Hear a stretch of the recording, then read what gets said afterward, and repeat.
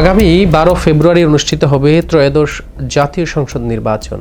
এই নির্বাচনে অংশ নিচ্ছে বিএনপির 92 জন বিদ্রোহী প্রার্থী। তারা নতুন করে বিএনপিকে ভাবনার মধ্যে ফেলে দিয়েছে। শেষ পর্যন্ত কি ঘটতে যাচ্ছে, বিএনপি নাকি জামাত, কে করবে সরকার গঠন, কোথায় কোথায় আছে বিএনপির বিদ্রোহী প্রার্থী, তা জানবো আজকের প্রতিবেদনে। শেষ পর্যন্ত আমাদের সাথেই থাকুন। শুরুতে 117টি আসনে বিএনপির 190 জনের মতো দলীয় সিদ্ধান্তের বাহিরে প্রার্থী হয়েছিলেন। তাদের কারো কারো মনোনয়নপত্র বাছাই পর্বেই বাতিল করেছে নির্বাচন কমিশন। গত মঙ্গলবার অনেকে প্রত্যাহারও করেছেন। দলীয় সিদ্ধান্তের বাহিরে গিয়ে প্রার্থী হওয়ায় নেতাদের মধ্যে অন্তত 10 জনকে বিএনপির প্রাথমিক সদস্য পদসহ সব পর্যায়ের পদ পদবি থেকে বাদ দেওয়া হয়েছে। এর বাইরে জামায়াত ইসলামের একজন বিদ্রোহী প্রার্থীর খবর পাওয়া গেছে। তিনি হলেন ময়মনসিংহ 6 আসনের স্বতন্ত্র প্রার্থী জেলা জামাতের সাবেক আমির অধ্যাপক জসিম উদ্দিন। এ কারণে গত 29 ডিসেম্বর দল থেকে তাকে বহিষ্কার করা হয়েছে। দর্শক, আগামী 12 ফেব্রুয়ারি জুলাই জাতীয় সনদ বাস্তবায়নে গণভোট ও ত্রয়োদশ জাতীয় সংসদ নির্বাচন হবে।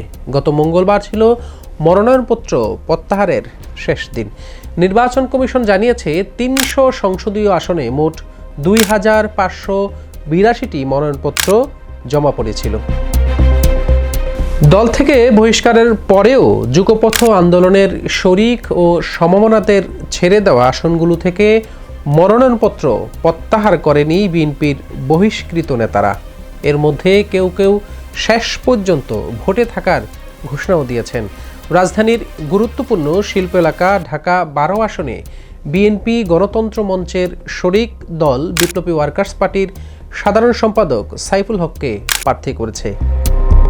এই আসনে বিএনপির প্রাথমিক মনোনয়ন পাওয়া ঢাকা মহানগর উত্তর কমিটির সাবেক আহ্বায়ক সাইফুল আলম নীরব পরে স্বতন্ত্র প্রার্থী হিসেবে মনোনয়নপত্র দাখিল করেন। দলীয় শৃঙ্খলা বিরোধী কার্যক্রমের অভিযোগে গত 30 ডিসেম্বর তাকে বিএনপির সব পর্যায়ের পদ থেকে বহিষ্কার করা হয়েছে। ব্রাহ্মণবাড়িয়া 2 আসনে বিএনপির সাবেক আন্তর্জাতিক বিষয়ক সহ সম্পাদক রুমিন ফারহানাও মনোনয়নপত্র প্রত্যাহার করেননি। এই আসনে জমিয়তে উলামায়ে ইসলামের কেন্দ্রীয় যুগ্ম মহাসচিব জুনায়েদ আল হাবিবকে সমর্থন দিয়েছে বিএনপি। পটুয়াখালী 3 আসনে যুগপথ আন্দোলনের শরিক দল গণ অধিকার পরিষদের সভাপতি নুরুল হক নূরকে সমর্থন দিয়েছে বিএনপি। দলের নির্দেশনা অমান্য করে প্রার্থী হয়েছেন বিএনপির কেন্দ্রীয় কমিটির নির্বাহী সদস্য এবং ছাত্রদলের ঢাকা বিশ্ববিদ্যালয় শাখার সাবেক সভাপতি হাসান মামুন। ফলে দল থেকে তাকে বহিষ্কার করা হয়েছে। একইভাবে ঝিনাইদহ 4 আসন থেকে স্বতন্ত্র প্রার্থী হিসেবে নির্বাচন প্রতিদ্বন্দ্বিতা করছেন সাইফুল ইসলাম ফিরোজ।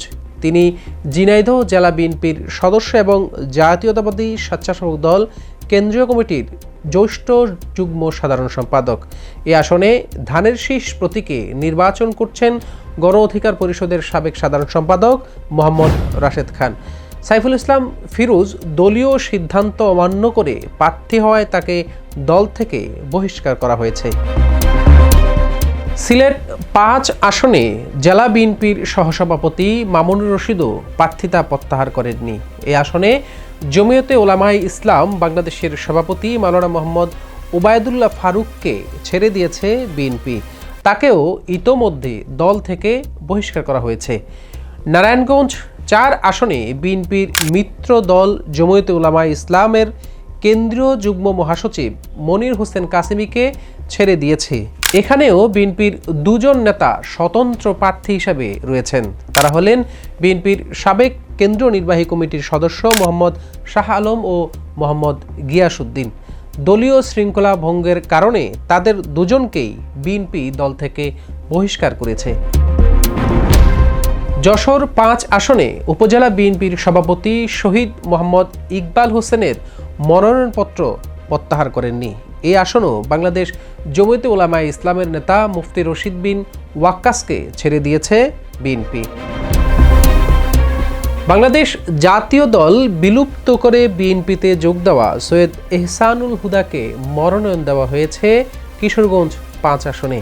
এখানে কেন্দ্রীয় বিএনপির সদস্য ও বাজিতপুর উপজেলা সভাপতি শেখ মুজিবুর রহমান ইকবাল প্রার্থী হয়েছেন। গণতন্ত্র মঞ্চের অন্যতম শরিক দল নাগরিক ঐক্যের সভাপতি মাহমুদুর রহমান মান্নাকে একটি আসন ছেড়ে দেওয়ার নীতিগত সিদ্ধান্ত ছিল বিএনপির, তবে রাজধানী ঢাকায় নাকি বগুড়ায় সেটি এখনও অমীমাংসিত রয়ে গেছে। এরই মধ্যে মান্না অসুস্থ হয়ে হাসপাতালে চিকিৎসাধীন। তিনি ঢাকা 18 ও বগুড়া 2 আসনে মনোনয়নপত্র জমা দিয়েছেন। দুটি আসনেই তার প্রার্থিতা রয়েছে, দুটিতেই বিএনপির প্রার্থীও রয়েছে। ঢাকা 18 আসনে বিএনপির SM জাহাঙ্গীর হোসেনকে এবং বগুড়া 2 আসনে বিএনপি নেতা মীর শাহ আলমকে মনোনয়ন দেওয়া হয়েছে। বগুড়া 2 আসনে সমর্থন দেওয়ার পরেও সেখানে বিএনপি প্রার্থী দেওয়ায় অসন্তোষ প্রকাশ করেন মাহমুদুর রহমান মান্না। একই সঙ্গে ঢাকা 18 আসনের মানুষের প্রতি তার ভালোবাসার কথা জানান। এই দুটি আসনের কথা উল্লেখ করে মাহমুদুর রহমান মান্না গতকাল সাংবাদিকদের বলেছেন, আমি 2 জায়গাতেই লড়াই করব। রাজধানীর ঢাকায় 15টি আসনের 3টিতে বিএনপির বিদ্রোহী প্রার্থী রয়ে গেছেন। আসনগুলো হলো ঢাকা 7, ঢাকা 12 ও ঢাকা 14। ঢাকা 7 আসনে বিএনপির প্রার্থী হামিদুর রহমানের প্রতিদ্বন্দ্বী হিসেবে রয়েছেন যুবদলের কেন্দ্রীয় কমিটির সাবেক সাংগঠনিক সম্পাদক বিএনপি নেতা ইসহাক সরকার। ঢাকা 12 আসনে বিপ্লবী ওয়ার্কার্স পার্টির সাইফুল হকের বিপরীতে মাঠে রয়েছে বিএনপি নেতা সাইফুল আলম নীরব। বিএনপি চেয়ারপারসন খালেদা জিয়ার মৃত্যুর দিন গত 30 ডিসেম্বর রাতে সাইফুল আলম সহ এমন 9 জনকে দল থেকে বহিষ্কার করা হয়েছে। ঢাকা 14 আসনে দারুস সালাম থানা বিএনপির সাবেক আহ্বায়ক সৈয়দ আবু বকর সিদ্দিক প্রতিদ্বন্দ্বিতা করছেন স্বতন্ত্র প্রার্থী হিসাবে। তিনি বিএনপির দলীয় সাবেক সংসদ সদস্য এসে খালেকের ছেলে। এই আসনে বিএনপি প্রার্থী গুমের শিকার ব্যক্তিদের স্বজনদের সংগঠন মায়ের ডাকের সমন্বয়ক সানজিদা ইসলাম তুলি, তাকেও দল থেকে বহিষ্কার করা হয়েছে। এদিকে এবারের নির্বাচনে বিএনপি এক পরিবার থেকে একাধিক প্রার্থী দেয়নি, 2-1টি ব্যতিক্রম ছাড়া। এই ব্যতিক্রমের একজন বিএনপির কেন্দ্রীয় প্রচার সম্পাদক সুলতান সালাউদ্দিন টুকু। তাকে টাঙ্গাইল 5 এবং তার বড় ভাই আব্দুস সালাম পিন্টুকে টাঙ্গাইল 2 আসনে বিএনপির প্রার্থী হিসাবে মনোনয়ন দেওয়া হয়েছে। সুলতান সালাউদ্দিনের আসন টাঙ্গাইল 5-এ জেলা বিএনপির সাধারণ সম্পাদক ফরহাদ ইকবাল মনোনয়নপত্র প্রত্যাহার করেননি। এছাড়া নোয়াখালী 2 আসনে বিএনপির প্রার্থী দলের চেয়ারম্যানের উপদেষ্টা পরিষদের সদস্য জয়নাল আবদিন ফারুকের বিরুদ্ধে দলের কেন্দ্রীয় নির্বাহী কমিটির সদস্য কাজী মফিজুর রহমান প্রতিদ্বন্দ্বিতা করছেন। মুন্সিগঞ্জ 1 আসনে শেখ আবদুল্লার বিপরীতে সাবেক উপজেলা চেয়ারম্যান মমিন আলী, কুমিল্লা 2 আসনে রয়েছেন খালেদা জিয়ার এক সময়ের এপিএস আব্দুল মতিন, কুমিল্লা 7 আসনের উপজেলা বিএনপির সভাপতি আতিকুল আলম, কুমিল্লা 9 আসনে সাবেক সংসদ সদস্য আনোয়ারুল আজিমের মেয়ে সামিরা আজিম স্বতন্ত্র প্রার্থী হিসাবে প্রতিদ্বন্দ্বিতা করবেন। সুনামগঞ্জ 3 আসনে বিএনপির প্রার্থী কায়সার আহমেদের বিপরীতে স্বতন্ত্র প্রার্থী হয়েছেন জেলা বিএনপির সাবেক সহসভাপতি মোহাম্মদ আনোয়ার হোসেন। সুনামগঞ্জ 4 আসনে বিএনপির প্রার্থী নুরুল ইসলামের বিপরীতে জেলা বিএনপির সাবেক সহসভাপতি দেওয়ান জয়নুল জাকেরিন স্বতন্ত্র প্রার্থী হিসাবে রয়েছেন। ব্রাহ্মণবাড়িয়া 1 আসনে জেলা বিএনপির সহসভাপতি AKM কামরুজ্জামান ও উপজেলা বিএনপির সাবেক সভাপতি ইকবাল চৌধুরী, ব্রাহ্মণবাড়িয়া 2 আসনে রুমিন ফারহানা ও কেন্দ্রীয় ছাত্রদলের সাবেক সহসভাপতি ও বাংলাদেশ হিন্দু বৌদ্ধ খ্রিস্টান কল্যাণ ফ্রন্টের মহাসচিব তরুণ দে এবং ব্রাহ্মণবাড়িয়া 5 আসনে স্বতন্ত্র প্রার্থী জেলা বিএনপির অর্থ বিষয়ক সম্পাদক কাজী নাজমুল হোসেন। এদিকে নারায়ণগঞ্জ 5 আসন ছাড়া বাকি 4টি আসনে বিএনপির বিদ্রোহী প্রার্থী রয়েছে। এদের মধ্যে রয়েছে নারায়ণগঞ্জ 1 আসনে কেন্দ্রীয় যুবদলের সাবেক সহ সম্পাদক মোহাম্মদ দুলাল হোসেন, নারায়ণগঞ্জ ২ আসনে সাবেক সংসদ সদস্য আতাউর রহমান খান আঙ্গুর, নারায়ণগঞ্জ ৩ আসনে সাবেক প্রতিমন্ত্রী রেজাউল করিম ও বহিষ্কৃত জেলা বিএনপির সাবেক সভাপতি মোহাম্মদ গিয়াসউদ্দিন। নারায়ণগঞ্জ ৪ আসনে বিএনপির নির্বাহী কমিটির বহিষ্কৃত ২ সদস্য মোহাম্মদ শাহ আলম ও মোহাম্মদ গিয়াসউদ্দিন। ময়মনসিংহ জেলার ১১টি আসনের বিএনপির ৭ জন বিদ্রোহী প্রার্থী রয়েছে।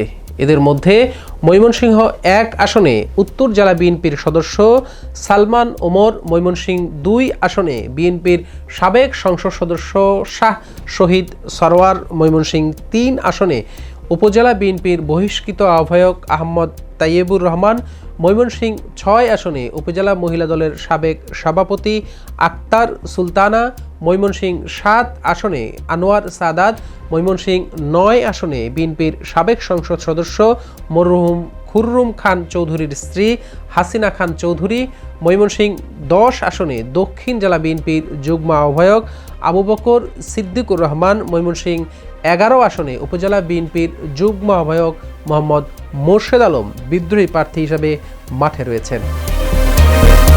মনোনয়নপত্র প্রত্যাহারের শেষ দিনেও বিএনপির বিদ্রোহী প্রার্থীদের বড় অংশ থেকে গেছেন। এতে যুগপথ আন্দোলনের শরিকদের সঙ্গে আসন সমঝোতার রাজনীতি যেমন জটিলতায় পড়েছে, তেমনি ত্রয়োদশ জাতীয় সংসদ নির্বাচনকে সামনে রেখে দলীয় শৃঙ্খলা নিয়েও বিএনপির ভিতরে একটা অস্থিরতা তৈরি হয়েছে। শেষ হাসিটি কে হাসবে, দলীয় প্রার্থী নাকি বিএনপির বিদ্রোহী প্রার্থীরা? সেটাই এখন দেখার বিষয়। আজকে পর্যন্তই, আল্লাহ হাফেজ। দেশের নাম্বার 1 ট্রেডিং অ্যাপ নিফটি ফার্স্টে পাচ্ছেন ট্রেডিং এর সব সুবিধা, dual exchange access, company analysis, portfolio তৈরি করা সহ আরও অনেক ইউনিক ফিচারের সাথে ট্রেড করতে ডাউনলোড করুন এক্ষুনি।